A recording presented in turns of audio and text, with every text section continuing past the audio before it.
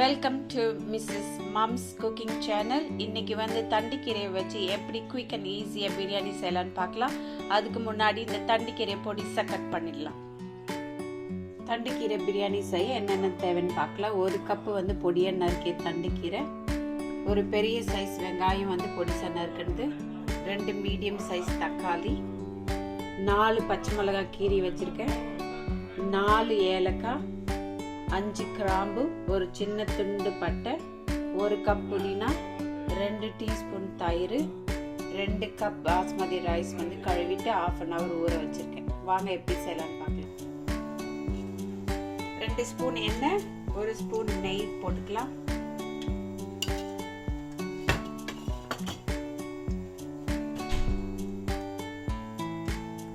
எண்ணெய் சூடாயிடுச்சு. இப்போ வெங்காயம் சேர்த்துக்கலாம்.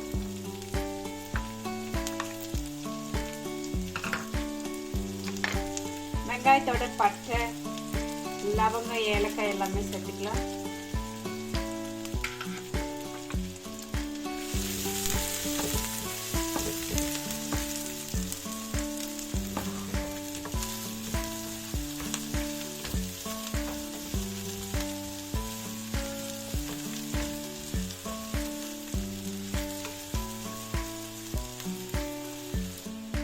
வெங்காயம் நல்லா கோல்டன் ப்ரௌன் ஆயிடுச்சுங்க. இப்ப புதினா சேர்த்துக்கலாம்.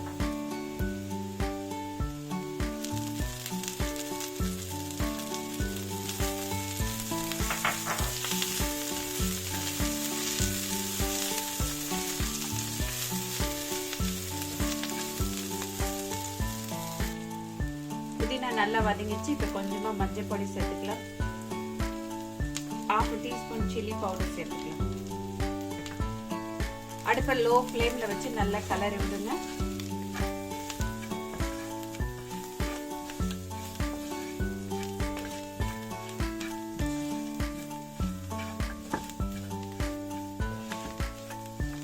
இப்போ தக்காளி சேர்த்துக்கலாம்.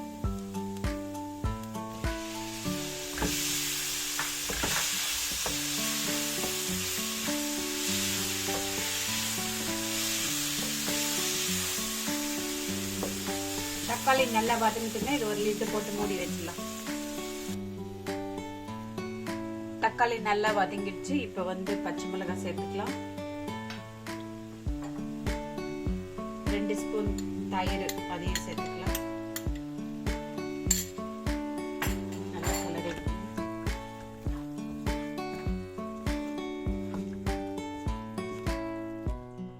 இப்ப பொடிசா அரிஞ்சு வச்ச கீரையை சேர்த்துக்கலாம்.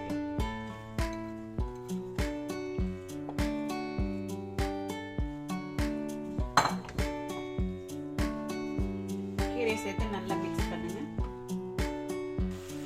கீரை நல்லா வதங்கிடுச்சுங்க. எந்த கப்பால அரிசி எடுத்தீங்களோ அந்த கப்பால 1 கப் அரிசிக்கு 2 கப் தண்ணி ஊத்திக்குங்க. 2 கப் அரிசி போட்டுங்க. அதுக்கு 4 கப் தண்ணி ஊத்துறேன். தண்ணி ஊத்திட்டு நல்லா மிக்ஸ் பண்ணி விடுங்க. நல்லா மிக்ஸ் பண்ணிட்டு இப்ப தேவையான அளவு உப்பு சேர்த்துக்கலாம்.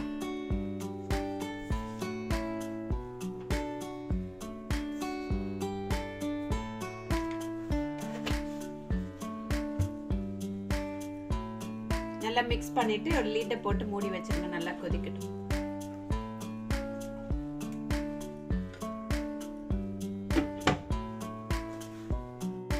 இப்ப நல்லா கொதிக்குதுங்க. இப்ப அரிசி சேர்த்துக்கலாம். தண்ணி இல்லாம தண்ணி வடி கட்டிட்டு போடுங்க.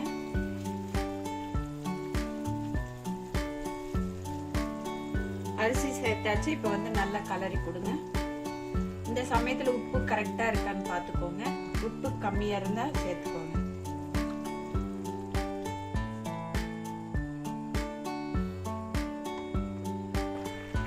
அரிசி போட்டு நல்லா கொதிச்சுச்சுங்க. இப்ப அடுப்பு லோ ஃப்ளேம்ல வச்சுட்டு லிட் போட்டு மூடிடலாம்.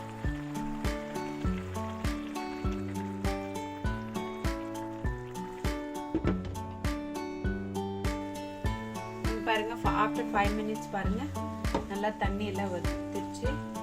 இதை அப்படியே லோ ஃப்ளேம்ல போட்டு தம்ல போட்டுடலாங்க ஒரு 10 மினிட்ஸ். ஆஃப்டர் 10 மினிட்ஸ் பாருங்க சாதம் நல்லா வெந்துருச்சு. சாதம் உடையவே இல்லை, நல்ல உதிரி உதிரியா இருக்கு. ஈஸியான